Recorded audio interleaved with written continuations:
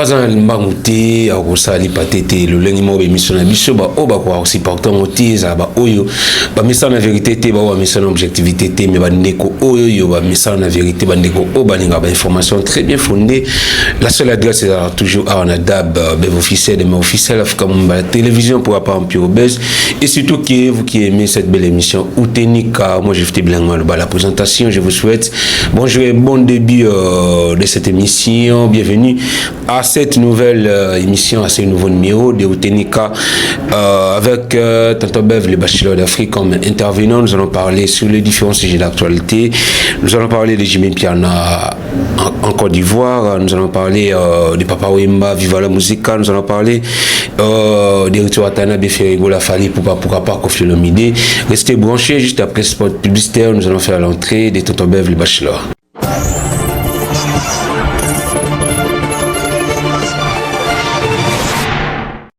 De nos jours, l'hygiène intime est une priorité. Voilà pourquoi Maliane vous propose des produits d'hygiène intime à base des plantes naturelles testés et approuvés dans les plus grands laboratoires dans le monde. Maliane vous propose des thés de fertilité pour hommes et pour femmes, des thés pour bain à vapeur after accouchement pour soulager les maux de dos, gel intime pour hommes et pour femmes, produits pour les règles douloureuses, fibrome, endométriose, polykystie, myome, resserrement du muscle du vagin, trompe bouchée et j'en passe. Vous avez également des produits qui vous aident dans tout autre type de soucis gynécologiques que vous pouvez avoir. Ceinture abdominale, vous avez les protège-slip, les bandes hygiéniques et tous ces produits sont disponibles sur notre site www.maliane.com. Passez vos commandes à travers notre numéro affiché directement à partir de notre site et vous serez livré partout dans le monde.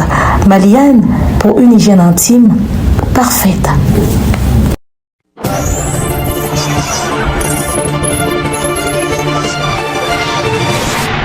Il est là, le bachelor d'Afrique, mon intervenant spécial, unique de cette émission. Bonjour à Tonton Bev. Bonjour GFT, bonjour à toi, bonjour à toutes les personnes connectées en ce net moment. Bonjour à partir de l'Afrique, bonjour au Cameroun, bonjour en Côte d'Ivoire, bonjour à Brazzaville, bonjour en Italie, bonjour en France, bonjour à Paris précisément, bonjour en Belgique, Bruxelles, bonjour États-Unis, bonjour à toutes les personnes vraiment connectées de partout dans le monde. Donc bonjour Kinshasa, bonjour Congo, nous sommes là pour un nouveau numéro.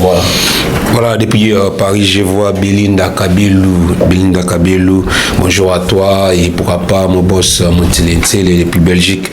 Tonton Bev, Lélo vraiment tout le la culture comme d'habitude, mais il faut tout qui nous en anglais sur Lélo parce qu'à chaque fois surtout ça nayo ma matière il y a kamaï la sikapé ya raison pour laquelle ba ndego mingi ba la toujours branché pour nous Hollande biso wala na moni maman Thérèse G depuis quelque part il passe Hollande biso tout bana non Jimmy Piana Côte d'Ivoire je crois tout le la kango avant donc juste des cas qu'attend à nos sara concert voilà la Côte d'Ivoire on avait en parlé et Jimmy Piana petit concert déjà avant tout il y a un concert avant tout la prestation et loko et comme singa moi muki et l'européen font linga mémoire il y a aucun ça moi mingi et ça alors il y a sorti médiatique il y a Jimmy Piana qu'on a en Côte d'Ivoire ba chroniqueur na ba chroniqueuse à Côte d'Ivoire ba yebi Jimmy Piana kakata on va nous préparer émission.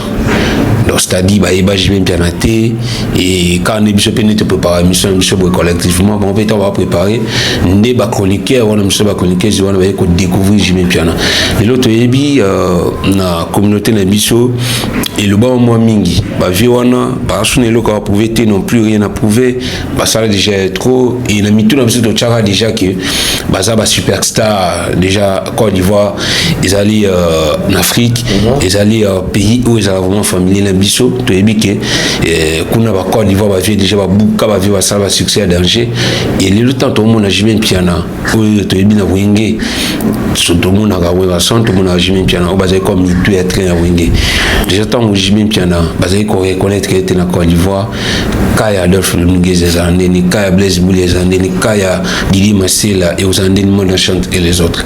Tonton Bev. Merci pour ta question GFT. Pour notre chat tout pisse à l'oreille, j'espère que Christian a balancé bon vidéo, tu as balancé bon vidéo. Jimmy Piana Côte d'Ivoire. na plateau bayambi chroniqueur principal ya yebi tout disque ba chroniqueur dans mususu to ba animatrice mususu est-ce que bon yebi JB Piana babi ba yebi été ba ko apprendre to ba ko yeba temps bazo préparer émission mais au moins na biso na Congo wa to na facilité ko lobake ba mission biso ba yebani baza ba star en tout cas il faut faire très attention à star parce que soki star africaine mais en Afrique ba yebi été et comme problème et comme dangereux to songa sikoyo na kobi to na pena ba question parce que na Congo to zo makamunyo so mbala moko to zongo to bongo le ndena biso to pesa ngo forme mbala moko quand na Congo a ndé mutu ba imposer ba tukero tel assassin il n'a plus rien à prouver tel makambo sala ba msuba osala ngote ko tia ba na ba vie JB Piana soki ba chroniqueuse wana to ba animatrice wana o bazali censé ko ba culturel o bazali censé ko ba musicien ya Afrique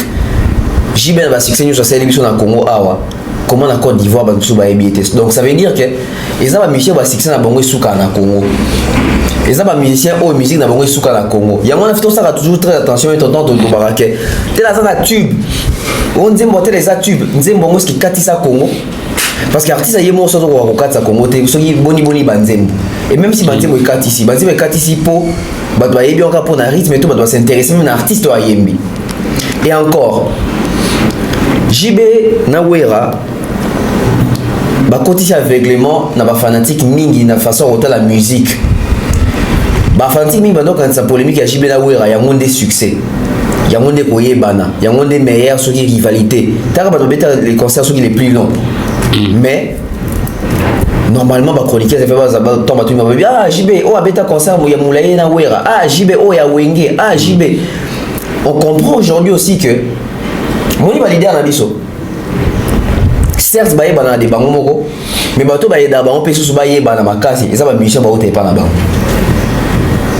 so tali JB bana oluka nani otepa JB pour ça succès lokola bazate ils ont bénéficié pe na JB en terme ya otekaye parce que Koffi Olomide ça la combo en tant que Koffi Olomide mais lelo ils appellent bato sous autant sous ba yeba Koffi Olomide to ba de ko s'intéresser na Koffi Olomide mais ba yoka goût ya ko yeba to ba comment ko s'intéresser na pour na Fally pareil peut-être pour Wera aussi pour na faire héritier et j'en passe mais GFT question moi au détail tango na musique ya Congo awa toujours pour na JB Nawera ndé bakangi génération de numéro 1 Koffi Olomide beta ba stade en Afrique Koffi Olomide voyager en Afrique Koffi Olomide ça ba tournée africaine Koffi Olomide beta na poto Koffi Olomide vanisa combo na en Afrique au moins même qu'en termes de notoriété Koffi a l'équipe JB Nawera na notoriété en Afrique tant JB Nawera bazaki na sommet tant Koffi a voyager dans les pays africains en Abou JB Nawera bando kende wapi preuve le solo qui entre JB Nawera nani abete ba concert dans les pays africains belé ya Wera JB so ndolu ba concert dans les pays africains mo pas exacté est-ce que JB abete déjà na Cameroun na sommet succès na est-ce que JB abete na Tchad est-ce que JB abete na Bénin est-ce que JB abete na Gabon est-ce que JB abete na Côte d'Ivoire ya même na bité na weekend ensemble na tango ba carbone que JB comme na succès na que JB leader est-ce que même na weekend ensemble JB aya na Côte d'Ivoire et tant na Côte d'Ivoire impactera dans na danse nini yango pour moi que on a do barake ba africain belé ba kazara ndomboleza Koffi parce que Koffi nous exportant parce que certainement ba chroniqueuse on a soutenu ba ndombolo peut-être ba kazara Koffi alors que colon ndombolo JB bon JB dans le sens que JB de Wenge quoi aux hommes donc lelo ça peut encore suffisance que ba JB ba Wera ba mise belé bazana bon ba danger de to kansara libanda ya Congo à peine ba yebi ba misusu to ba yebanité maintenant on cause biso kala ke o so bimi libanda so atuni ah les Wenge de papa et plutôt les Congo de papa Wemba ah wana mando cause te wana solo les Congo de Koffi wana ya solo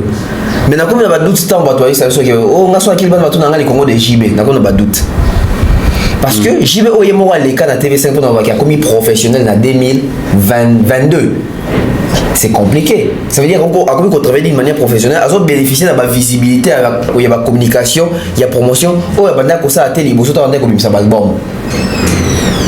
JB les cas dans combien de médias? Ceux qui déjà mis son amour dans Congo, il y a un problème, il y a une émission à JB. Bon, Libanda. Tout ça, émission à JB, Libanda, pendant militaire. Donc JB, désolé mais on rejoindre Manix tant le bac Jibaza local Jibe Piana local parce que même bato bayambi yo bayebi yo te va découvrir yo alors que Jiba ni oyemba lelo te Jiba bani ko oyemba depuis 80 ta 86 mais surtout comme il est bayebi était boué yangwana on dit to condamna Manix momba Jibe to tige na mulongo na ba local et tika tota pe wera nanu mais bientôt on est par rapport à côte en Afrique à l'équipe JB on a toyebi na biso mais nyoso ezali ba fanatique pe na ba le yenge moi JB bando komisa yeke grand chanteur meilleure voix imba déjà donc JB bando mo d'ailleurs yé ko imbécile etala alors lelo tanto mo na JB Piana mukulu kokoma na niveau auto monel na Abidjan qui est chroniqueur tout peu chroniqueuse ivoirienne qui reconnaître JB Piana mais malgré auto ebi polémique JB Piana na Werason sur le plan local lilo nouvelle génération babina filé ba Fabregas ba Robino Mungibwe les autres ba oyo bazali toujours na kati ya polémique communautaire na koloba ni ba ko tirer comme leçon voilà ba tirer pena maman na leçon yango mona fallait appeler sa place na polémique te il fallait attendre ba vie na bango na bindé nini et souki la biso na Congo fallait voyager fallait bimara habitant qui na Libanda avec un soldat artiste nini fallait soit que Libanda to ba le grand artiste à Congo avec un soldat Taboulay avec un soldat Luambo avec un soldat Kofi avec un soldat Papa Wemba ici non bon vraiment que polémique wana et d'arrêter sungaraté et soukara tu penses que na Côte d'Ivoire avec Robinho Fabregas ba na qui déplique à Zongana Fabregas qui est au Robinho soki nani soki bi na filé ba bi makamwana te Ibgator Fabregas ba bi makamwana te donnons place à la musique batu ba yemba batu ba bina to se pesa batu to miteka d'une manière positive to les kana ba média minene po mokilier ba biso eza soni lelo ko mona ke JB Piana je pense que même yemo na plateau qui gêné tant ba qui ba combat ba animateur ça ba ke ba yebié tant on va préparer émission ba yeba qui était donc pour n'avoir ça qui surprise va découvrir donc aujourd'hui place à polémique bateau ali mosala polémique pour continuer ça la polémique pour souka boyenet JB après 20 ans un petit commentaire sur la prestation de JB très belle prestation hein moniteur mbaki na live na émission wana ba raté ça belé mais na concert na moni on dirait pena sali effort ya rebongisa quand même parce que na yoki zo yemba pena na voix na ye quand même et bien que même si nous a qui on a ya oiseau épaulé mais tu sens que par rapport à l'émission il y a une amélioration ça veut dire qu'il y a tout qui va critiquer à mon avis il va critiquer et puis à Moutou à mon avis on dit ça qui et puis il a fait un effort de reproduire un super résultat et j'ai aimé public pa bayaki hein Sofitel JB Pena bat bayaki et ça veut dire que bah porter à cœur et besoin de communication au sérieux bah te belé pe bah tant so bah qui goût ya concernant par rapport à prestation na live wana peut-être par rapport seulement à la musique hein je dis pas la voix peut-être d'abord qui musique oh wenge penzat donc voilà donc félicitations hein ça s'est bien passé j'ai aimé à l'attaquer à papa Eoji donc comme toujours JB Piana donc aujourd'hui JB Piana peut-être ont regretté que ceux qui ont au travail d'une manière professionnelle depuis Kala bah résultat au azui les l'autre dans un monté donc bon après bah JB Bazanet bateau va servir des leçons à la jeune génération bazalelo quand il faut autant pour la musique il faut un comité quand il faut sa promotion il faut éviter polémique pour batanga na makambo malamu tala jiwa sa polémique na wera meta wa beta sokuna batanga makambo polémique te donc polémique est content na ngote. Comme je disais au sommet que nous allons parler de Papa Wemba, Lelo Papa Wemba, depuis Atika Bissio, depuis 2016, Tonton Bef, surtout le Bela, héritage musical Nini, Papa Wemba Tika, puis Atika Mopanani. Paix à son âme, Papa Wemba, ça va faire, je crois, 8 ans, hein, depuis Atika Bissio, 2016, il est de 8 ans. Hein. Ça va faire 8 ans. Donc, héritage, oui, hein, héritage musical. Ce qui n'est pas nani pas banani. Déjà en termes d'héritage, il faut voir toujours que pour bâtir la bateau héritage, c'est que on va considérer comme héritier. Mais les autres banani va héritier à vivre à la musique. Les autres tout ce là ba Luciana de Mingongo, ba Lidio Kwempa, ba Marai ba Bendoson, ba Redi Amisi, ba baza bene belé, ba Pompon Miyake, ba Pokadero, baza bene belé, même Sampaio aya mopali kana ba vivre la musique na. En termes d'héritage, je dirais que l'héritage ya Papa Wemba, itikali pas musicien Papa Wemba te. Héritage musical ya Papa Wemba itikali pas musicien ba kana vivre la musique te. Ce qui est un peu curieux. Pourquoi j'ai dit ça? Ah mais comment ça? Oui, parce que Papa Wemba c'était la sape, la voix, l'ouverture d'esprit, renommée internationale, des concerts et la notoriété. Yebisa na bande ko surtout tango batikali na vivre batikali na bomoy. Nani zo mon héritage on est pas naé. Personne. Nani lo sa notoriété. Nani le lo azali kokenda même ba festival. Nani le atikali na voix. Nani le lo atikali na la sape. Nani le atikali na prestance ya Papa Wemba. Azate. Mais so robé c'est en surtout et pas à faire, au moins que faire. Parmi mes héritages, au faire à Zaranango, faire à l'héritage, on soit à Papa Wemba. Quand on parle de la voix, faire à la voix. So aujourd'hui, artiste locaux là, héritier Watanabe, héritier à la voix, héritier à des relations. Et puis héritier peut là, péché. So aujourd'hui, artiste locaux là, J.B. Piana, Papa Yuji. On a pérennisé. Côté on a oh babara bien parfumé, bien rasé, tout ça. Sauf il fallait la notoriété, il fallait azalina sap. Bon sap que comme ça perd, mais fallait c'est pas qu'il y ait à pousser en coup comment que à comment même gérer la marque mususu comment même ko kine ba défilé des papa ba no ko kine ba ya mamoto. Il fallait bien zapper un balmain, ba fashion que on a fallu pour pas. La notoriété, fallait. So aujourd'hui Koffi Olomide dans la notoriété. Tout le monde. Donc héritage il y a papa un betikali mingi pas musicien oyo. Ba beta na bon na vivate. Ba o beta na vivate na été sur bazaki distrait. Na été sur ba non monaka que papa un bandé prêtre. Donc c'est comme s'ils ont été avec les maîtres mais n'ont pas su copier les maîtres de près. Bon, moi, c'est là que sur langage, comportement, il faut avoir à propre, oui. Mais est-ce que il y a un monde comme ça à Papa Wemba? Je ne pense pas. Donc, moi, qui héritage à Papa Wemba, on débat dans la beauté. Mais après aussi, il faut souligner un point très important. Papa Wemba fut un grand leader. Papa Wemba, formateur des idoles. Papa Wemba, la musique a influencé, pas seulement la musique à Congo, mais même en Afrique. Il a influencé, il a impacté. Voilà, il a impacté sa génération, Papa Wemba. Mais le même Papa Wemba, non seulement impacta qui, mais a innové qui peut. Et les gens comme on a surtout perdre un grand artiste facilement, toujours perdre un repère, ça fait très mal. Tout ça, pays moro tozali.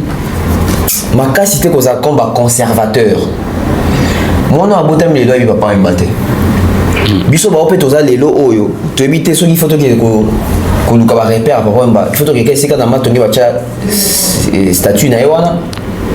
To il photo qui ende na bi côté nda ba wemba sur za kato basi bateka. Donc l'héritage musical des papas aujourd'hui, il était pas mon amour à vivre la musique.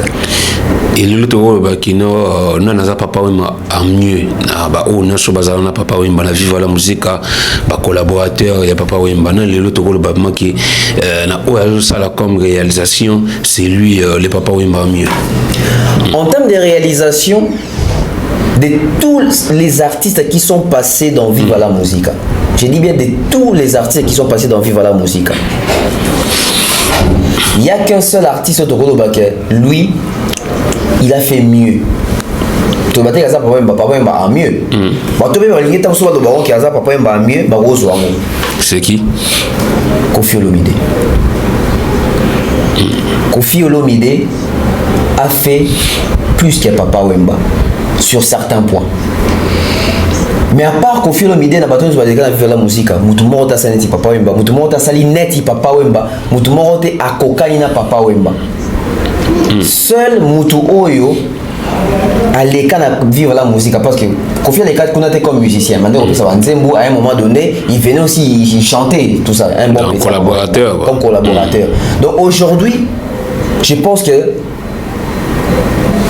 na vivre la musique mutu moko ta kokana Koffi Olomide. Aujourd'hui Bendoson, aujourd'hui Redi Amisi, aujourd'hui parce que ça aujourd'hui au moins que Papa Wemba fait des salles. Papa Wemba beta Zénith, abeta Olympia, abeta Bercy, a combattu na ba Madison Square Garden. Papa Wemba abeta na ba Japon. Papa Wemba beta na ba salle mo boye autant sur ba chama koloté. Maintenant nous Alexandre Makolo na vivre la musique à Salam. Koffi Olomide. T'as confirmé dans la Bercy avant Papa Wemba. À ça Olympia avant Papa Wemba. À ça Zénith avant Papa Wemba. Et Koffi Olomide, au sein du groupe Quartier Latin, on a bénéficié d'un talent de là-bas. Fally Ipupa, qui défend la musique congolaise valablement aujourd'hui. Redi Amisi a mis ça dans la musique. Bendoson, Apocadero, Pompon Miyake, Christian Lema, Bango Nyoswana. Mais particularité à Koffi Nini, où les salariés qui a créé beaucoup Kesseni, d'abord au Nyon Sobazana Papa Wemba aussi longtemps qu'il y a vraiment artiste actif, il y a vivre la musique, mais quand même il y a un seul exploit danger par rapport au toi Vanna Papa Wemba travailler dans le vivre la musique. C'était quoi la singularité de Koffi Olomide où les salariés qui a créé beaucoup Kesseni voilà. Bah musicien belé Vanna Papa Wemba, oh il y a Viva. Bon bah excusez-moi mingi, bazaki ba rêveur. Mingi bazaki bato aluenge. Mingi bazaki bato balandaka Papa Wemba pour na plaisir. Mingi bazaki pe na vision musicale te. Mingi pe ba vanda moi mingi na école te. Mingi bazaki ba noir. Na masola diamba wiki masola diamba tie beta mara kombo Koffi za te. Non to kate o mutu moyen na TV bi Koffi amela diamba. Donc ça veut dire que Koffi était un étudiant qui avait déjà ces bagages intellectuels là, qui écrivait des chansons. C'était un chansonnier, c'était un parolier. Il avait ces bagages là. Imagine-toi à l'époque on appelait Koffi Olomide l'étudiant le plus célèbre du Zaïre. Donc pour reconnaître un titre, il y a Moutoumou Bakena antique. Et puis Aza Mayele. Et Koffi Olomide, pourquoi il a réussi? Koffi Olomide a réussi parce qu'il a su associer la musique et les études. Koffi Olomide, il y a classe dans la musique. Koffi Olomide, il a su faire différemment que Papa Wemba. Koffi Olomide a su faire différemment que les ressortissants de Viva la Musica. Koffi a fait mieux que Lindo Yogo, Koffi a fait mieux que Espérance Kisangani, il a fait mieux que Cambodgia, il a fait mieux que Redi Amisi, il a fait mieux que Lidjo Kwempa, Lucien Ndemingongo, il a fait mieux que Marai, il a fait mieux que... Koffi a fait mieux que tous ces gens-là. Pourquoi? Parce que Koffi, il avait une détermination, il avait la vision, et il a combiné ça avec son intelligence, il y a classe. Est-ce que Papa Wemba a combien Koyemba Nassé Bato Bazali parmi les précurseurs au Baïb sa Papa Wemba ke vieux Wemba ga likoli kolote Yemba rapé Nassé Koffi Olomide Kester. On a Bato Wemba a monté. Bato Zonga Kalabo ka Papa Wemba tando Yemba Wemba ndire mutu mozo ki mambango. Bato Zaïe que Wemba pe normal quand la voix nous en a bouillé. Ça Koffi Olomide na Kester. Mini Koffi Olomide pourquoi? Parce que les chansons écrites par Koffi Olomide, il y a des gens qui Papa Wemba, je sais que Ndenzembo ezali boué, Yemba on a esprit oyo. Donc même l'écriture de Koffi Olomide a influencé les chanteurs de Papa Wemba. Ce sont des choses que les gens ne vont pas vous dire. Donc aujourd'hui, Koffi Olomide on a bien pour les gens, on a bien Baoba, les gens ne méritent pas ça.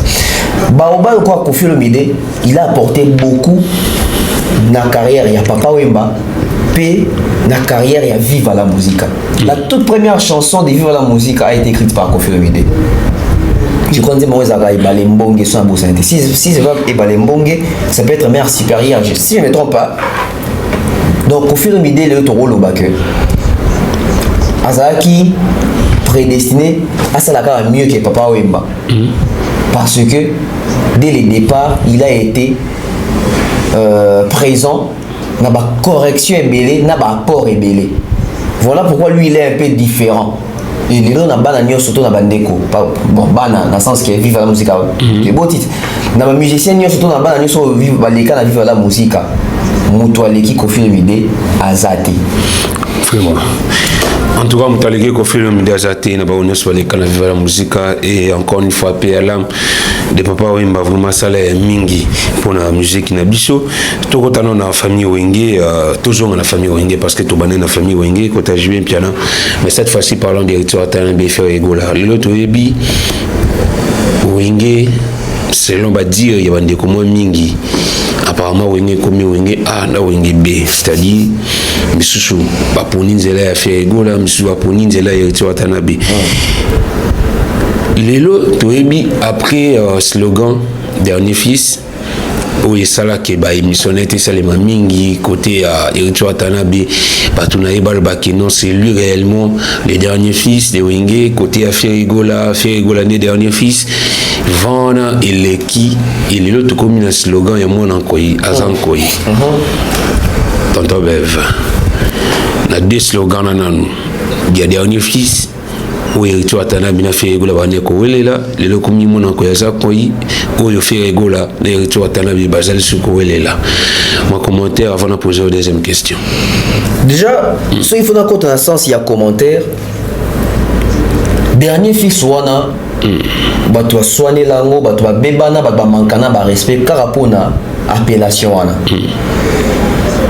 mais au vrai sens du mot ce qui t'ozui Wenge 4x4 Mukolo Jib a présenté ou Ferré na podium Jib il dit si bien il est dit tout haut Yé comme on a Ferré c'est le dernier fils né il y a Wenge moi Zaki Wenge Zaki Wenge il y a Liboke Wenge d'ensemble donc Wenge d'ensemble ça veut dire que Ferré a ça moutasuka tu as contacté Wenge d'ensemble mais parmi bateau ba contacté na souka l'administrateur Wenge na payé mon président JB n'a déclaré que faire dans sa dernier fils parce que mon qui fera quelque chose les gens la communauté na biso ba doit sous-estimer à faire Ferré c'est un artiste c'est un chanteur qui s'est démarqué auprès de ces grands artistes au bazar qui va kanga qui génération va créer qui génération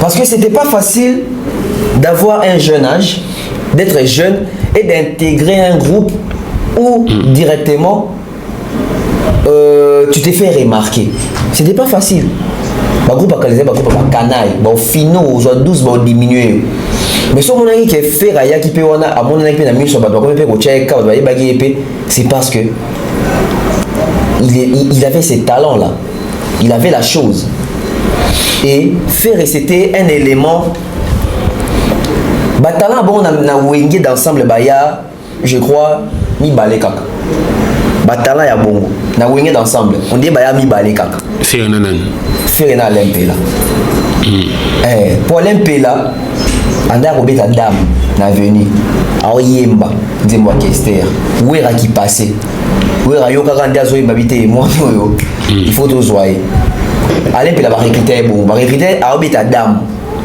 bazoi bakene na dibabo etc et faire ba repérer je crois que ça sont kermesse sur bidon temps ba na rumba des jeunes donc batala mo ezake moi na muke awi mana bayaya Alain Pela temps ba yo mana ba jibe on tout ba bayane je pense qu'il y a des azaki les moins âgés et puis sur ba raté même na mulolo kamwani asala ko no bosani Alain Pela mana katia et faire c'était ces second souffle là ndenge Alain Pelazara premier souffle faire azaki dernier fils né dans terme un second souffle que chanteur n'attaque chant oh il y a jeune azo imana ba yaya dans le sens il y a Wenge d'ensemble oui Ferré c'est les derniers fils nés à Wenge d'ensemble Wenge Kabwani héritier Watanabe akei kokota BCBG. Héritier azalaki na kati ya ba PPU. Bato yebi masolo ya wenge BCBG, ba yebi ba PPU so ya banani. Na ba PPU tozana ba chanteur lokola ba bon PPU ezalaki neti ba mineur. Mais ba biso azalaki na bazana ba mineur te. Neti o utai pa Kofi Chikito en takatif. Azali mineur te metant ayaki bachaki na PPU. Tozalaki na animateur lokola Kilimanjaro leki ya Bill Clinton. Azali na PPU. Tozalaki na ba chanteur lokola ba comme ba chanteur ngozo ki comme Kima Kimanga na ebara bango tout wana boye. Donc Héritier aussi était dans les PPU. JB lokola remarquaki Héritier Watanabe. JB ne mutapé ça est chance mutaliboso. Ça veut dire les mêmes JB a déclaré que Frère Azad dernier fils. C'est le même JB qui a eu à découvrir Héritier Watanabe. Mais le coup d'Héritier Watanabe qui très jeune, JB exigeait que soit diplôme, bongo ou intégré Penza. Et Héritier mon aïta sous qui bazo les élissailles. Et directement copie au des maisons mères. Mon qui ont mon qui héritier na katia maison mère. Alors si Frère qui est passé de Wenge 4x4 na maison mère babengaye dernier fils. Ça veut dire que Héritier aussi a fait presque les mêmes parcours. Il a été chez JB puis dans la BCBG et puis a transité malamoro na maison mère. La maison mère où Rabenga Héritier dernier fils.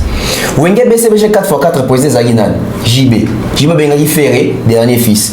Wenge maison mère Isaiah Wera Wera bengi Héritier dernier fils. Donc chaque président a groupe a bengi musicien nae dernier fils Nathan où il a constaté que on est dernier fils il y a groupe Nanga comme président. Voilà. Donc bazali na raison pour ta bana roué la ngo. Si vous savez donc on a ndenge ya logique nani aza pena dernier fils ezala héritier. Pourquoi ils ont héritier? Parce que on a aussi ma comme 4x4 tout comme si comme dans groupe nae. Tant où wenge maison mère ebandi maman on Adolphe Marcela Wera na Ferré. Donc Ferré azaki dernier fils sous-souté. Bato ba yesiko sima. Ndesiko to luka dernier fils na kasa bonde bimaka héritier Watanabe parce que héritier bezaki leki ayembara na mikolo. Dernier fils héritier Watanabe. Déjà nous sommes qui le bon contexte qui a la question à préparer là qui yo. Maintenant on bêtis les solo il y a ba âge va faire gola ba intégra ou 4x4 ba âge virtuel Watanabe ba intégra ba onyi musique maison mais ba BCB je ba fali pour ba intégra ba quartier latin au moins la kino bazala ba âge mo boyase bazala vraiment ba jeune ba ngikie ba mo de 17 ans quand même ba histoire ba c'est le Oscar ma comme déjà Bayer na ba âge ba 18 ans déjà somba déjà ba le pan ni ne sala qui à l'époque autoyebi déjà encadrement côté encadrement ils allaient vraiment ma capacité le rôle lelo autoyebi technologie ils allaient évoluer le rôle lelo mais et ça là qui à l'époque artiste na ba âge mo amitié ba se démarquer ba stabiliser ba vie na bango contrairement na lelo technologie comme évoluer contrairement na lelo encadrement to rôle ba kino comment moi makasi mais c'est difficile au monde kino ba artiste ba jeune ya bongo ba réaliser déjà ba ça déjà d'exploit mo boye ba comme déjà ba responsable ba vie na bango to riga kocha à l'exception de Inosmi ou grâce à Vodacom to ebi encadrement carrière qui n'a autrement mais les c'est difficile au monde qui non artiste moi 18 ans à cette moment danger à pied le pango à celle d'album pour déjà fallu pour pas doit chemin il avait 27 ans si je me trompe pas les c'est difficile les au monde qui non artiste moi il y a une vingtaine d'âge à ça déjà la réalisation moi va mener bon question les a par rapport à Nine Tonton Bev déjà bon question les amis par rapport il y a guerre loyale. Les autres ont une guerre loyauté. Ça veut dire qu'on est guerre loyale. Guerre loyale. Guerre loyale. Il y a un sala qui non. Ou soit sali boye ya makasi m'appelle sala makasi. La guerre loyale ça gindeni. Jibauti poto, ba bien mo wenge sosimat. Ba moto bana ba Benz, bana ba Mercedes. Na minute na we concurrent direct qui a JB Zanan. C'est Wera. Wera a bondi pe ba faire et puis ba JB ba Mercedes. Kofi pe amoni bongo ba beti Bercy ba fali azongi apesi bango ba Benz. To baté ba leader bazaki ka habiter à malamu. Mizaki pe image na bango ezaki en jeu. ba leader tout ba somme musicien mi tout ka ba somme te pour za imiter malamu mais zaki pour na concurrence wana ke mokili mo na ke ba lo ba ke we rana mbongo ba ke jiba na mbongo ba ke confiance na mbongo tika ngape na sala na ba musicien na et ba musicien na ba bénéficier na ba omoni ba mi tout ka ba musicien ba joie ba Fali, ba Soleil, ba Héritier, ba Ferré, ba Mabiala, ba Ngoto, ba mi tout ka ba joie na boue. Les alités ba cadeau. Les qui ba fruit ya ba misala na ba. Ils ont beaucoup apporté na ba groupe ya ba artiste wana. GFT. Ba Ferré, ba JDT, ba Bill, ba Michel Belé, ba génération wana ba Montana, ba Gibson, ba Fali. Oui que ba kuta na bité ba motu. Ba kuta ba leader mususu ba locataire.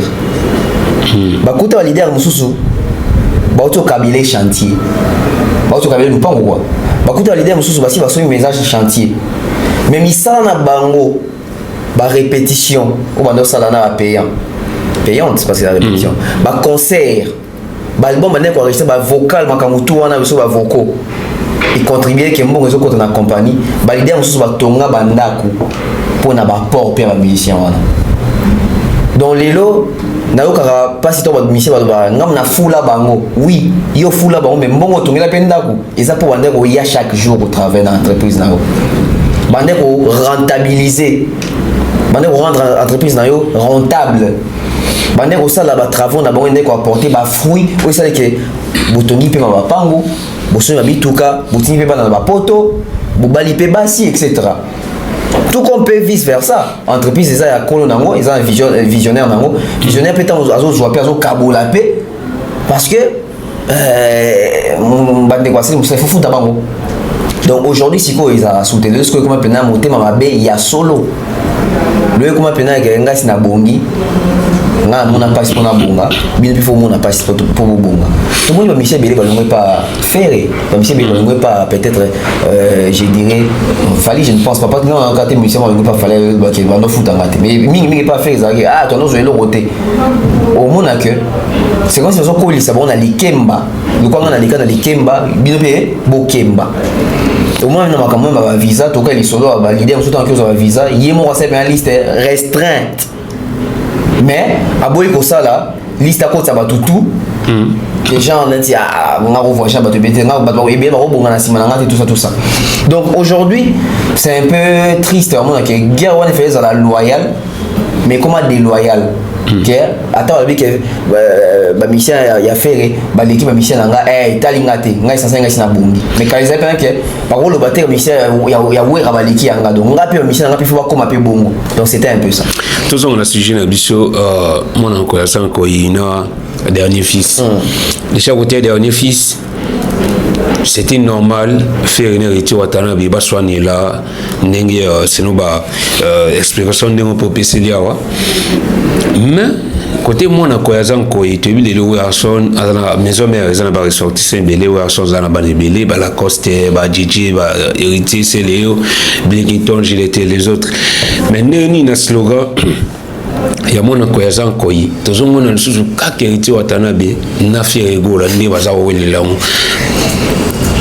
tandis que c'est le haut parole ko ya le biki ngape mona ko ngape na zanko yi biki ntala golo ba pe ngape na zanko yi ajani parole pe ba ngape na zanko yi et Boileautin et les autres pourquoi même na débat de pe sujet à mona ko zanko yi c'est toujours fait rigola et tu entends la bé mais c'est normal GFT na ba ressortissant sur maison mère ba o ba sali ba preuve na bango ya makasi eza ya Ferré na héritier watanabe et nga na CP na moko ali pour comprendre que na kati ya maison mère bato génération ya Ferré to la promotion mon Ferré o bande ko se comparer na Ferré na loyenge pour na miso bato au moins que lelo même kozo nga ba conseil na poto oyo il y a une différence entre bango na Ferré donc on comprend vraiment que Ferré garde sa place de choix oyo azana nango wana que il était là avant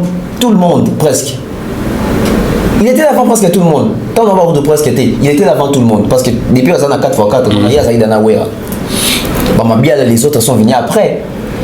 donc moi que oh tel linga c'est comparé à faire et c'est moi bon ka bossa linga bu de faire oh la coste linga ça vous faire eboni mais les autres tomba concert même ils ont même en termes de réalisation il y a martyr net ma stade wana boué faire au tchana été mbete au yana oela qui moi en qualité héritier pelelo na promotion génération na e na tchana été Frère ça bête stade T, ba brigade ba bête stade T, etc.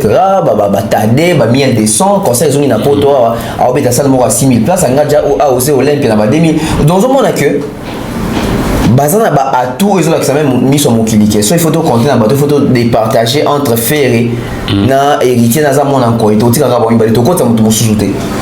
Bien que toi dans un bon démarrage mais il y a des animateurs à souka na monter là.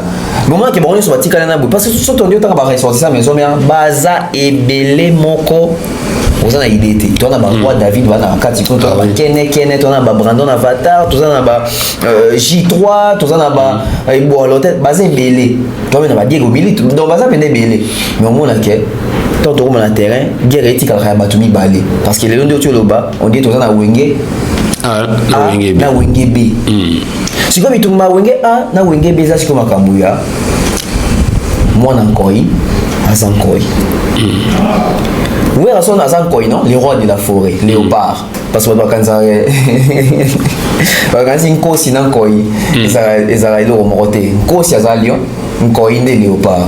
Si comme oui azali léopard, bana na epene na terre bazo wela, nani pena azali na ADN ya papa.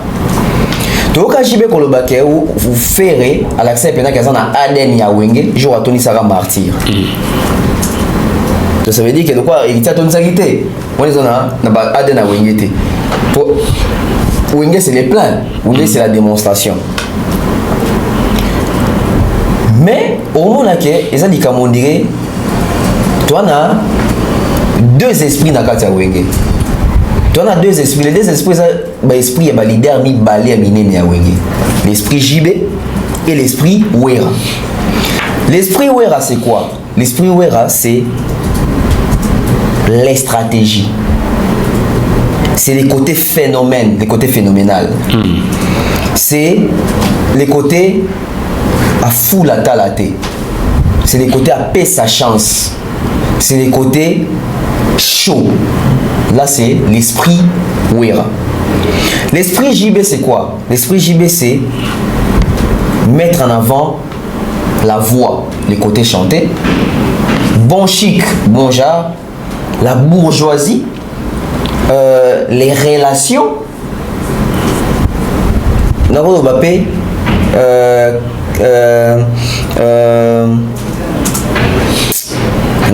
mais ils ont bien été. Ignorance. T'es ignorance, t'es. Bon, tout ce qu'on a là. Surtout ceux qui ont nommé qu'ils ont deux esprits.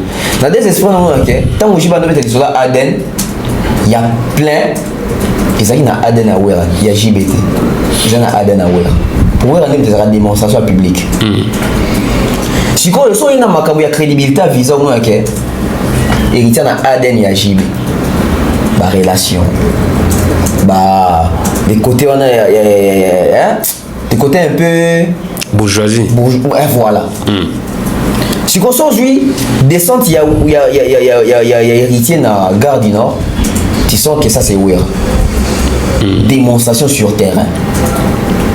Au moins en même temps à Outaga, Afrique du Sud en Boya Beta Stade, on aura démonstration à Kinshasa. Donc héritier d'un Wera le bas qui a un tour de contrôle. Donc le problème c'est que ça dit faut départager bango et pour départager bango bien ils ont après concert et héritier. Parce que il fait quand tu mets un concert à vrai dire total on va retrouver pendant kinkoité. Na au total là héritier ko ça interview mo bo était 60 ans nyazo baké. Na koyemba mais de quoi biso to wenge to panza penteke. Bon. À partir du conseil héritier, ce que tu as conseil héritier n'a fait attendu ce que tu as là. Wapi koi, wapi ba signe koi, wapi ba trait en koi, wapi ba les maisons là que ça que oh ils allaient bien en koi. Nettoyer ba après concert mais jusqu'à preuve du contraire, tout à la banque parce que il y a un petit qui est match nul. Héritier ça qui pierre dans le stade, faire attention ça stade.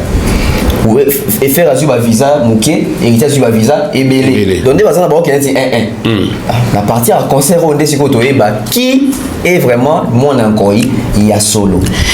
Vous m'avez dit qu'il y a un sujet où il y a Héritier Watanabe là, mais nous allons en parler plus juste après ce spot publicitaire qui s'allume.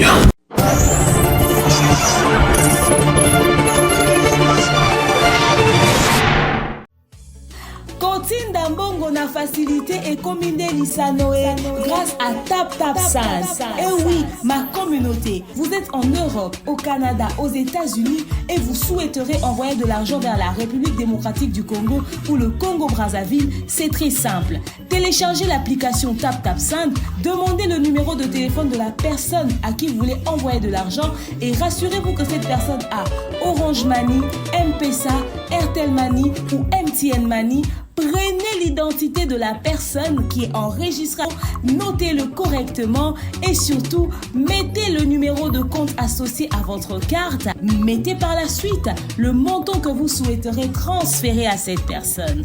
Retenez ceci, dans un système, il y a code promo. Ce qui est code promo demeure, DEMEURE. Tanguyo okosala envoi ya kotinda mbongo okofuta kaka. Zéro frais de transfert. Ndekona akoyamba mbongo en toute quiétude à partir ya téléphone naé et cette personne pourra se diriger dans n'importe quel shop au coin de son avenue sans avoir besoin d'un code. Juste aller et retirer rapide, fiable, sécurisé et très simple. Tout cela grâce à TapTapSend. Avec TapTapSend, pas de problème de connexion, pas de retard. Une fois au Tindi et commis, tu tapes et tu sends. Code promo demeure. Recommandez-le à tous vos proches. TapTapSend. Ah, l'équipe en haut tout quoi.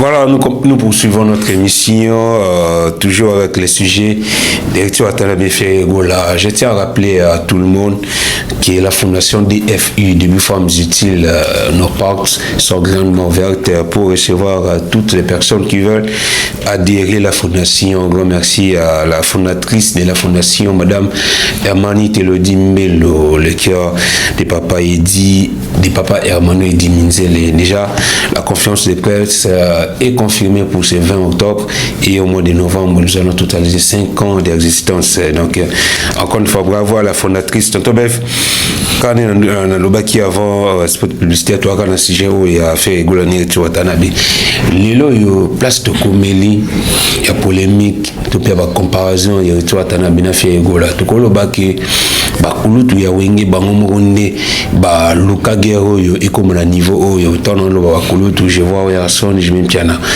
lilo depuis ya son je me piana ba mataka Héritier Watanabe na podium ya stade martyr jour ya réunification ya wenge 4x4 et créaka déjà polémique na communauté fait ngola na prison wenge préféré ko yembisa Héritier Watanabe na podium ya grand wenge et après concert il y a réunification il y a wenge le 24 juin le 24 juin 2023 tout le monde a fait rigole après stade Martin et j'ai mis piano kolba qui fait rigole zana Aden il y a wenge au monité que guerre au toujours vivre lelo il y a fait rigole Héritier Watanabe pardon tout le monde qui le bakulu tout bango morone babanisa qui a un top guerre et banda depuis affrontement il y a Héritier Watanabe na fait rigole na nostalgie Nzembo tiré il y a l'album à la Kilele.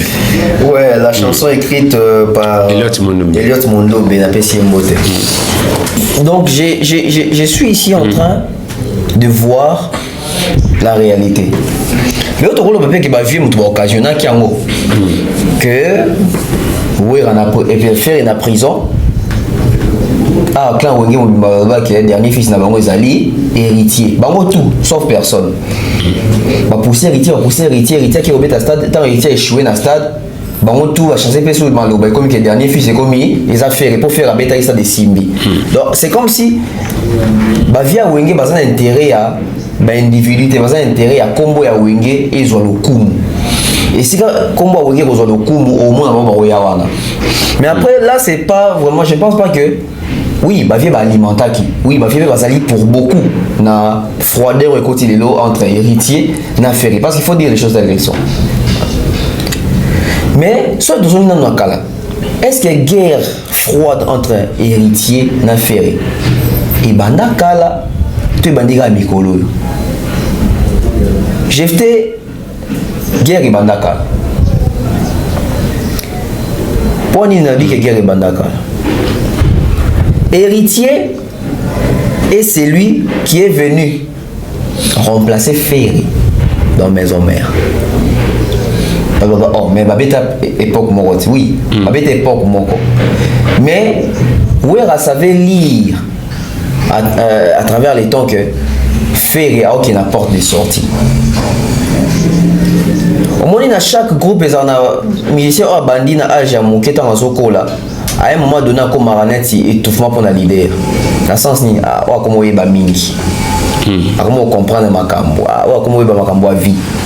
Faut remplacer notre monde sous hasard plus moins âgé que tout ce pétant sous un col à naïe. Bref, en étant bango accueilli, on doit si ma maison mère et héritier. Donc c'est comme si l'héritier était vraiment préparé pour combler les trous et les marquis. Il semblerait. Mon idée de mon monde a bâtiment entre héritier et Ferry. Il semblerait qu'il y a eu une répétition dans la samba. On attend qu'on soit dans la wenge, bah Wera, bah Ferry, bah héritier, bah bindo, bah JDT, tout ça. Il semblerait na répétition mon corps. Ferry, chef d'orchestre. Héritier, je crois, il y a un retard. Ferry, on dirait ça que moi reprochement au soin des Nina Aboué. Héritier a giflé Ferry Gola. Héritier a bêta Ferry Mbata. Ferry Gola zongi sa faire qu'il a au fond des power. Président, mon niveau de l'émission est impoli, tout ça. Madoza on makabola bangana boué raya. A maîtriser ka. Avec les gagnés les kia. Oh boué na bona boué.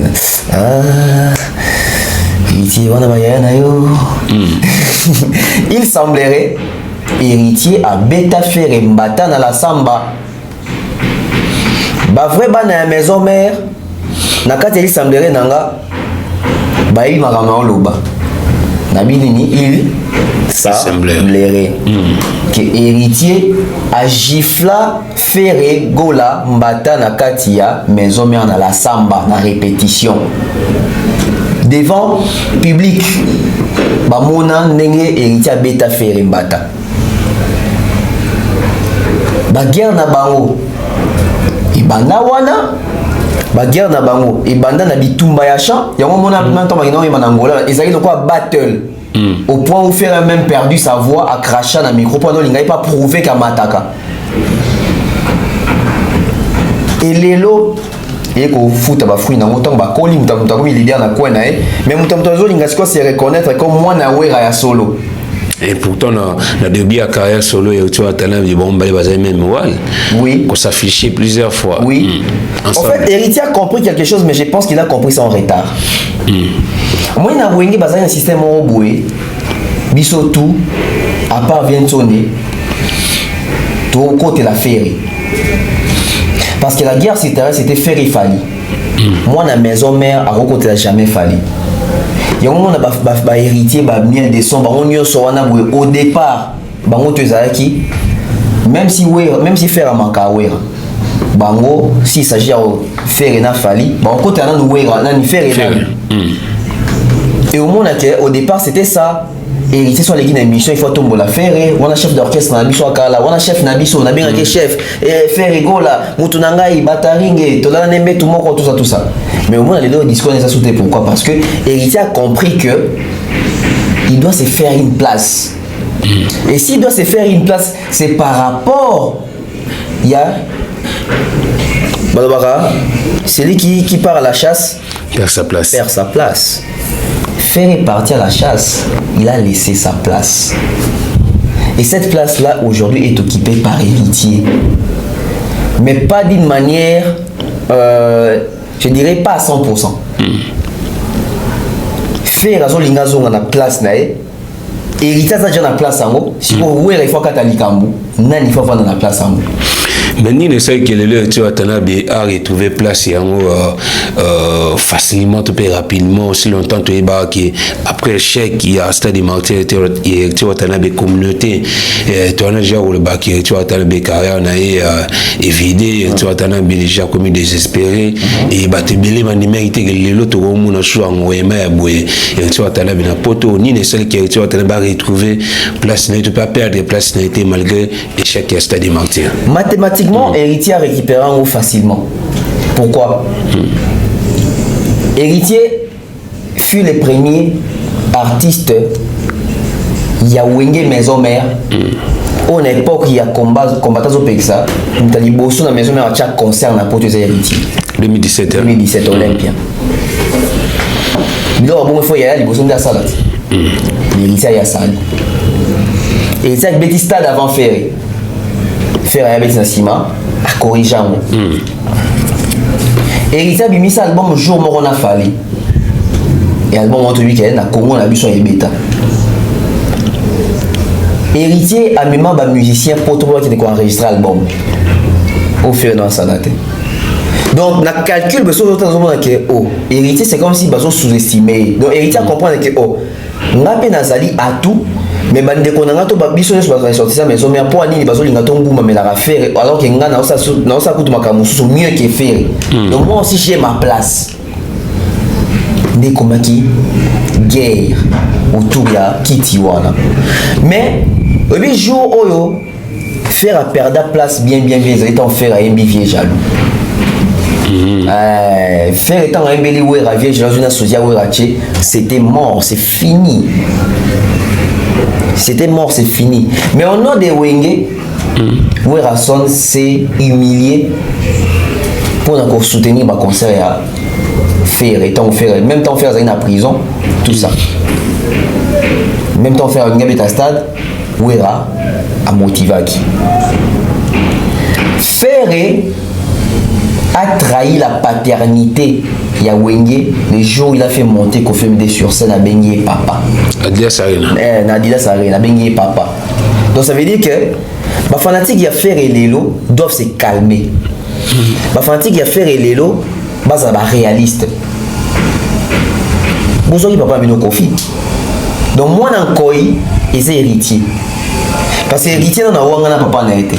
Héritier dans le cas tata moussa comme tata n'a été. Héritier dans l'envia papa moussou souté. Mais Ferré a envié papa moussou. Et au moment où nous sommes allés là sacré que Ferré jour obéit na poto invité des Wera. Il a invité Kofi Olomide. Kofi Olomide a ça les mêmes prières. Mon qui parents c'est la monnaie prière dans une autorité. Donc ça veut dire qu'aujourd'hui Ferré go là à ça moi dans qualité. Moi dans qualité ils héritiers jusqu'à preuve du contraire. Ce n'est pas là ni Ferré. Ferré qui est dans quartier là non. Faire étant ma business Adidas Arena, Bengisi Kofi Olomide, Bengisi raté. Donc aujourd'hui, tout qui est gauche, droite, T. Faire un monde de Elias Kondongue, comme vous le dites, Azonganda, Kouaba Tamasima, raté. Aussi, on n'a pas Kofi Olomide. La polémique qui a été fait depuis un moment, depuis un certain moment, tout le monde est communicateur, il y a fait Koleka, communicateur, il y a été BP Koleka, y compris quelques fanatiques proches, il y a des artistes. Tout le monde a dit là, Koleka na TV, non pas pour insulter Ferrego là, mais pour minimiser ou dénigrer un peu l'album de Ferrego là, comme il y a Dynasty, comme Matissa Formule 7, comme Kita Dynasty, et ça là que Bagoloa, Banawenge Belé, bazala mécontent na sortie médiatique tout à propos ya dadimo la ti na niveau acteur tanabe ayaki ko suspendre momentanément ay ko suspendre pardon dadimo la ti pousser dadimo la coup de koleka la TV par France Témaï pour nous présenter ba excuse d'une manière indirecte côté affaire Ferrego là tout le monde a macaus, tout le monde a ba musique indingo, ko finga vraiment, ma finga moi autori ko répéter à terre, ba gouverner Gola et les autres, ko dénigrer tu vois Tanabe, ko humilier, mais jusqu'à présent aucune suspension, aucun mot et pas affaire Gola, aucune réaction côté affaire Gola. Les autres Goloba, qui fait quoi entre tous les deux, qui veut quoi, qui fait quoi et qui est qui réellement entre les Tanabe et affaire Gola. Aujourd'hui, on va te comprendre. Tu comprends la vie au début Kala. Faire ça l'émission à Karim Mokonza Loba qui est Makamio sur Makaza Lobara et où t'arrives pas naï. Ça veut dire que faire une tatine d'Arabatu. Donc faire une émission sur la TV qui est ngande na tin d'Arabatu batu ba finga. On a aimé les gestes des héritiers. Tant Monique et quand ici Pito Pale, yémo à TV Abidali Mola. C'est présenté pourquoi c'est mal dire ça. Donc ça veut dire que comme il y a Monique non, Dali doit respecter Ferry. Il y a le bosson on appelle ça la suspension. Il y a les balais ailleurs les gars pas nati le collé, les gars le baquet non, d'ailleurs content de ti, d'ailleurs mon les gars pas France. Donc quand tu es à côté il y a héritier, bazo fin à Ferry, tu vas diminuer Ferry. Nani héritier allez na TV pour recadrer batouné batika pour attaquer Ferry. Mais bato Ferry au besoin attaquer héritier. Non tout le monde a fait au ça va monter. Faire après ça tout le monde est côté au ça audio. Oh non on finga li soso de baso makamuso ya nini na boye na robengani na kabwana ye. Mais ka bato apekisa ka ba marka ba bazonga ko finga bato makasi. Les gens moni ba Virginie baso dénigrer héritier ndenge mabe bato faire lelo baso dénigrer héritier ndenge mabe. Faire après ça mot d'ordre ta. Et bolingi bilo ka bongo héritier c'est quoi vendre na atalaka. Héritier za mwana winga solo a IP 12 ans moi. Yango héritier moko pe akomisiko ko se porter sur garant. Donc so bolingo na ndenge 12 na yebi pende basala ka 12 ans. Comment bato héritier ba respecter faire mais bato faire ba respecter héritier te. Oui bien que Dadi mo la benga fali Kagame musical. Héritier pe ça était. Vous comprenez? Mais maintenant, on va faire un petit ici, donc pour comprendre que c'est la famille entre nous. Mais bah, tu vas faire, on va comprendre, dans le sens que héritier, il faut azalater. Pourquoi? Parce que les dangers de faire c'est héritier Watanabe.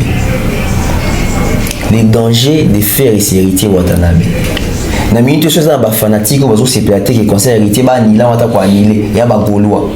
Pour ba yebi que concert wana. Et les cas Adidas ça vient à Genève.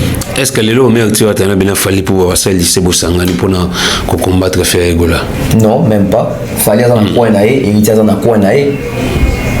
Fallait dans un coin héritier dans un coin naé. Bon ça lycée fallait ça rabilo pour être groupe pour combattre battre battre sur ça qui va dynastie pour en diminuer battre. Et souvent fallait ça les groupe comme fallait bundaraye mo avec la musique naé moko. Et les lots héritiers Watanabe seulement il a compris que il est temps bah tu vas comprendre que na wenge mo boy bah tu vas sous-estimer héritier mais les lots pour reconnaître une juste valeur naïe. Donc voilà. Après plusieurs voyages en Europe, après plusieurs voyages ratés, il y a des moula dans différents pays européens, tu vois, dans les bina groupe les mumba, sala et enfin aujourd'hui des moula à Paris avec tu vois Tanabe, tonton Bef Moutunayo des moula dans le moulin à Poto après plusieurs ratés.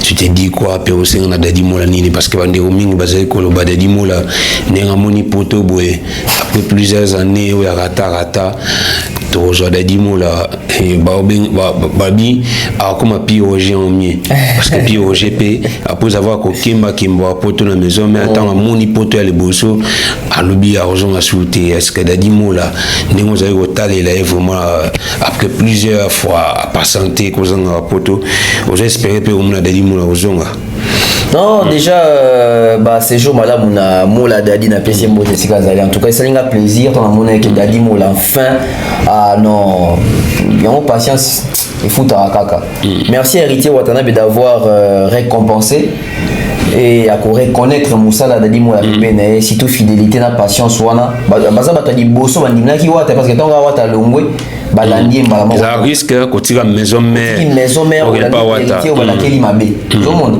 meta héritier lelo donc dadi mola oza ba poto moko mérité ça va poto moko ya valeur ça va poto biso de va poto valeur va poto moko mérité ya Moussala donc coup de chapeau à lui.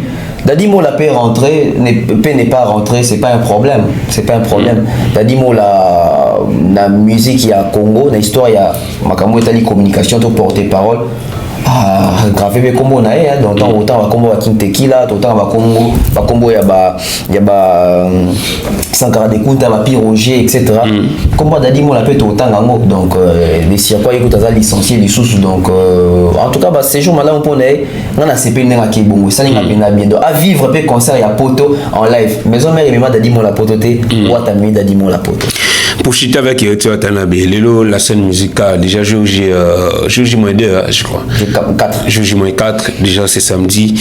Eritio Watanabe, mon bagné la production, sa toute première grande production, dans le sol européen, à la scène musicale, précisément la scène musicale, c'est samedi. Ils ont créé déjà moi, polémique, moi, tâtonnement, moi, doute. Batuaza ouais baté position ouais sont les loisana kin azana poto c'est là bas sources certaines sources qui ouais sont là à Paris mais via azana noté pour s'afficher azana noté pour le bac à Rosalaté contrairement au film de Toyeba déjà qui 4 jours avant l'événement il a fait rigolo à Toyeba voilà Toyeba déjà qui confère Rosala il m'a déjà annoncé que dans l'Oniki n'a que Paris pour la Didas Arena donc ils allaient vraiment surprise mais ouais sont éviter la minute c'est une surprise, où on a officiellement invité à Rosala, surtout Netoyebi, Vesba Makassi 12 gâteaux et là gâteau d'anniversaire, ils allaient dans le stade de Marty, tout le monde avait été. Est-ce qu'elle est la scène musicale? Présent ça Werrason et vous allez rendez-vous. Werrason sur scène avec Héritier Watanabe dans la scène musicale, c'est une idée que moi j'ai lu et j'ai besoin de voir ça se concrétiser sur les idées et sur qu'on a idée. Moi, je suis bango le 21 oyo. Moi, je suis un concert ya moi nanaye oya solo. Mon ndenge batulelo bakomi ko luka ke bakbela ka batu ke wera sa papa na bango te bon négligé ki wera. Bon négligé ki wera. Papa na bino za confier, bon bengi sa ki confier le bébé. Restez avec confier le bébé. Pourquoi les deux bakomi luka? Oh, moi na koza ko bakomi même ko comment na basté. Et puis il y a besoin de commenter que moi na quoi ça moi mon histoire mon muto comme ko wele les locaux c'est les ayete nazo ça va faire na sagesse à Salomon nazo ça faire na sagesse ya Salomon le deux mamans au bande ko wela mwana maman mo lo beni oza mwana nga maman pe mso bi oza mwana nga Salomon yi bon akate to sala boy le ko la yo bi ki aza mwana o pe bi aza mwana na kabula katikati na kabula en deux yo zui mutu na libumu okuna zui makolo parti ali ya parti mso ya makolo tout ça to kabuli mona nde yo zui parti pe zui parti maman moko bandi kolela ote so bokaboli mona okufa na préféré akufa na yete d'ailleurs kutu na kosi mona azaya mama wana bozo kasi mwana mobimba bopesa mama na bité bakaboleka comme ça mtondo zo parti na ye Salomon tela comprendre que maman mwana ezali oyo so mo mutazo wela kombo fere aimbongoti oyebisa na bato teke moto boyinga aesina panzisa mokena na moto la boyo comment faire zo wela kokende kopanza ja sango kiaza lida mwana nkoi avant que tu nkoya confirmer kaza mwana ça veut dire qu'il a compris qu'il a perdu quelque chose. Et au moins que ba Gaulois, ba communicateur y a fait ba vigile ba moto na ba ndombolino etc. ba trésor Congo trésor Congo là kana kine dali mo la kei un Congo le trésor il y a un politicien il faut que je t'amoute même à espérata Jacques Sankara Kenda Moussaka Kenda trésor Congo là yombo il y a ta Daniel Saf faut ya manager politicien Alain Zambé Akenda Rambo ata babitamba o mema et ba porter parole pena ba qui poto Pierre Jacques Dadi Mola Merveille Rambo Francis Dibaya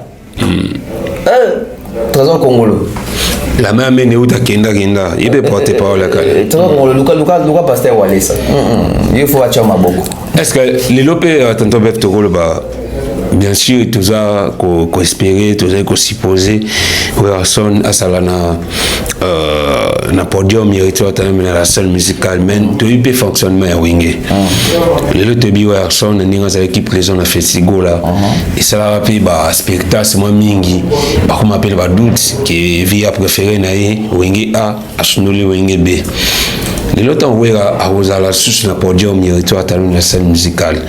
Peut-être souci à Werrason et cause la Pékino dans mois d'avril nous appelle à parler de défense arène na faire rigolo.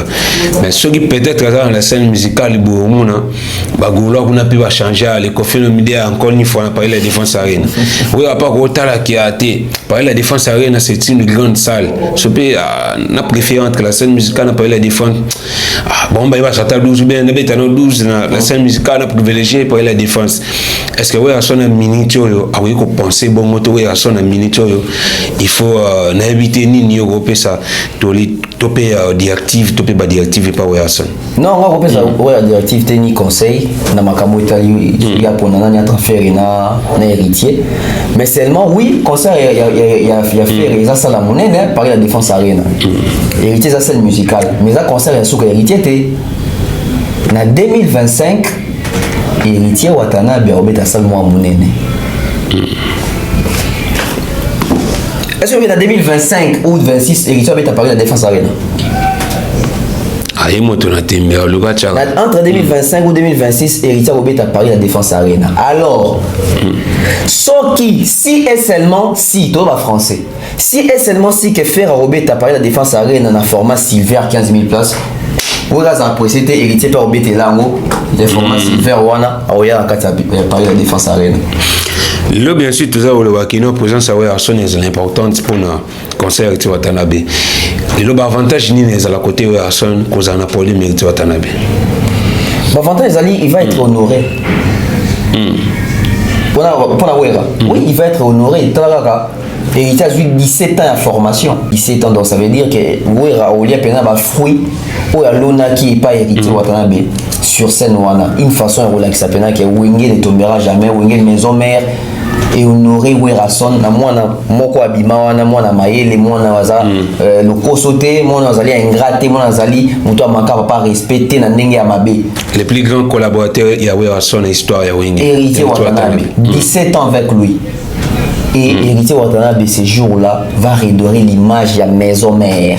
Et les gens vont comprendre c'est qui le dernier fils, c'est qui Mwana Yankoi, Obapesi, Kodia ya famille. En tout cas, tout le monde a souka émission ambitieuse, mais photo chité na sujet parce que déjà dans sommet dans le bel équito le bel appel fali pour pas. Le tout le monde raconte il y a ministre il y a culture ambitieuse na comme maman Yolande na fali pour pas. Ils ont des moments comme les bi première fois na fali pour pas lata alata absolument na utiliser termini. Aba mon fali lata normal.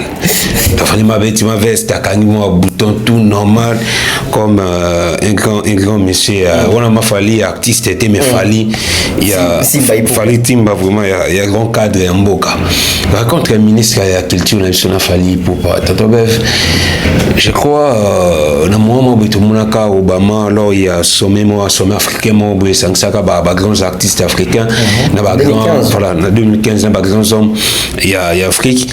L'artiste Fally Ipupa était parmi ces gens-là, parmi ces artistes-là. Donc, on a qui Macron, on a qui n'a projet pour Namboka, Luka qui Fally Ipupa, pour qui va réaliser ensemble.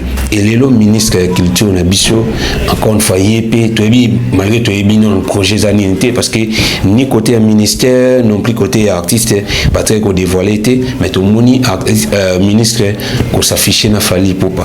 Et là, pourquoi c'est toujours Fally Ipupa ou ceux qui président de la République, ministre, dans le projet mauvais sur la culture, il faudra contacter Fally Ipupa. Tandis que Fally Ipupa jusqu'à présent, Azan a passeport rouge, passeport diplomatique, où il va confier le média au maître Gims d'Adjou, comme ambassadeur culturel, il y a un mot dans le bichot, mais c'est toujours Fally Ipupa qui est contacté, qui est recherché.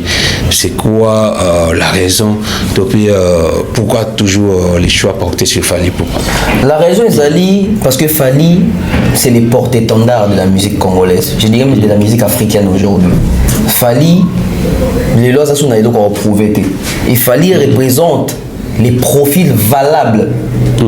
Parce qu'il fallait un profil valable, un populaire, un célèbre, un notoriété, un multi-ambassadeur, UNICEF, etc.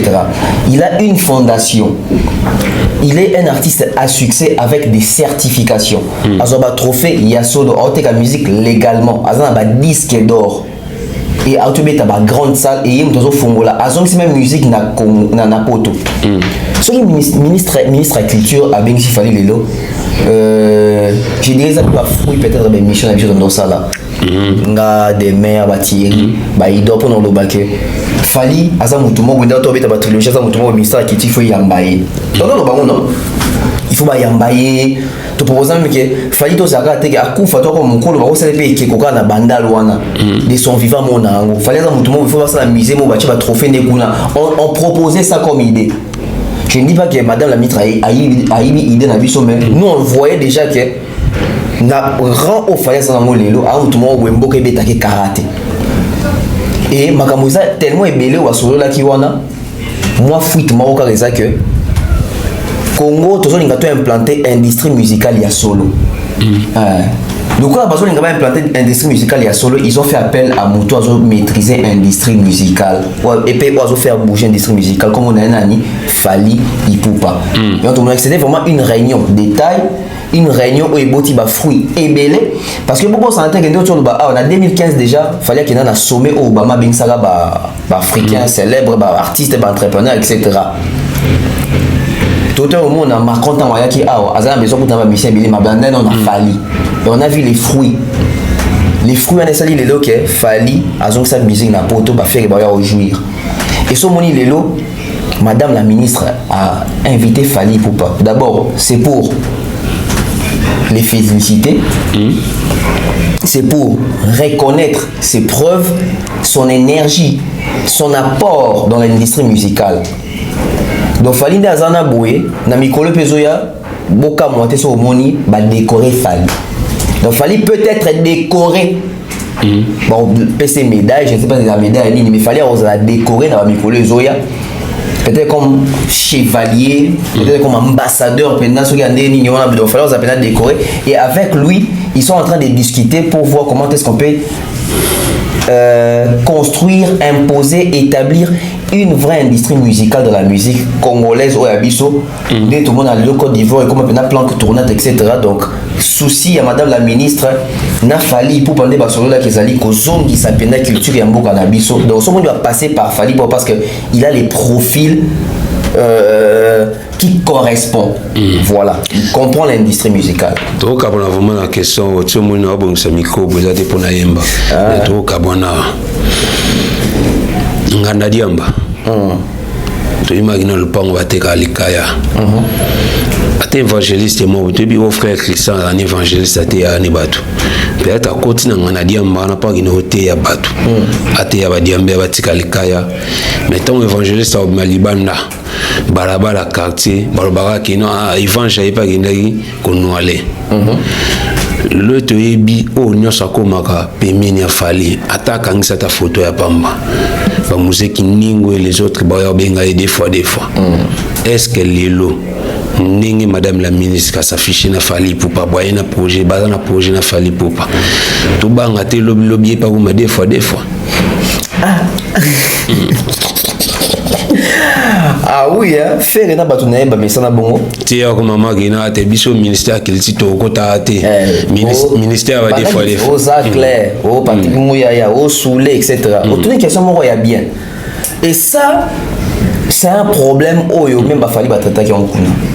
Les problèmes de l'éducation de l'homme congolais, l'homme de l'opinion, l'homme ya média. Parce que dans ministre de la culture, même Bosembe, etc. Et quand tu es chaîne Yamba Fali, sûrement Fali, Azabi Makamobela, on va proposer, on va proposer, la mission, on va repérer ça en tant qu'ambassadeur, leader d'opinion, pour assainir un peu même milieu médiatique. Parce que peut-être qu'il n'y a pas pour faire ferret.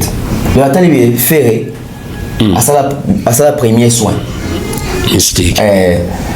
Bana peut-être ba benga Kofi.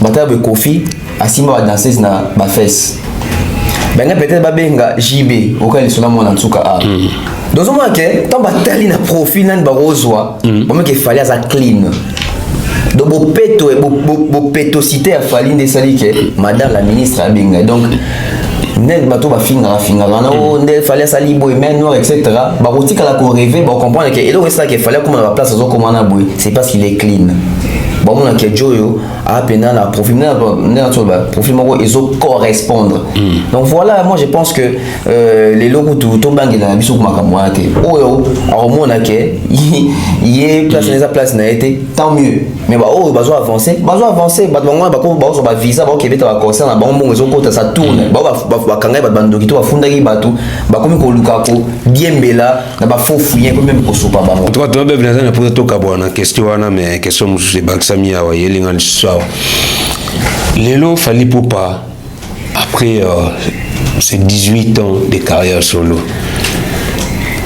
on continue toujours mais autres en phase autres en noir Fally Ipupa après 18 ans carrière solo naïe la autre Fally Ipupa c'est comme réalisation est-ce que les autres rôles bakino Fally Ipupa musique naïe et influencé par artistes congolais missus surtout je vois Koffi Olomide à l'époque tu as vu que Koffi Olomide a influencé les musiciens congolais na style ya Chacho papa m'a influencé côté vestimentaire qui question influencé côté tu as vu les lots soit télémi bouya tenga malo ba tenga masekin question les lots est-ce que Fally Ipupa a influencé artistes congolais la musique qui ouvre ma style au beto se dit Fally ouvre musique qui aussi dit Fally et ce qui peut influencer pourquoi il a sûrement à preuve palpable pour que bandeko va comprendre facilement. Fally a influencé Fally a vraiment impacté sa génération. Banzembo ebele a Fally so yo qui même ba rythme na ngo oyo quand on a ba rythme ba musicien tout ya génération na même ba au bazar au-delà génération na Fally non seulement influencé Fally influencé même na danse na rumba obi ke rumba bano binora des années. Fally a côté ça danse ya hanche na rumba na avant moi pas Koffi na clip comment il s'appelle Oketo bi oh Koffi akala rumba Koffi ezali boité moi que lelo il a impacté même à faire vraiment bien dans rumba na baloketo ba tout le monde abina moi rumba pe na loketo c'est Fally lelo en termes il y a influence na musique na pesoka bi preuve na pesoka elo moko j'espère que bato belé dans batira attention te on a pas mis balai mais malheureusement il balai mozo koyande et pas faire au moins nzembo ya French Kiss ou ya Fally bato ba ka texte nango bien bon mon a ke ezali check les pété nzembo na ya check les pété boyoka texte au fallait na French Kiss boka texte au faire na check les pété faire ça la copier coller est-ce que faut ta connexion les influences dans le moment qui nous la deuxième influence les sous bah tu vas bien dire moi regarde-moi faire et bien l'année regarde-moi 2021 bah tu vas bien Arsenal des belles mélodies album moi et bien l'année 2009 Arsenal 2009 voilà deuxième projet Fally décembre 2009 bato bazwa début ya nzembo ya chaise électrique Fally featuring Olivia bazwa début ya nzembo ya regarde-moi bon comprendre que Ferry s'est inspiré l'instrumental ya début ya chaise électrique amincho bandeko ba vérifier non pia pedumia peut-être a illustrango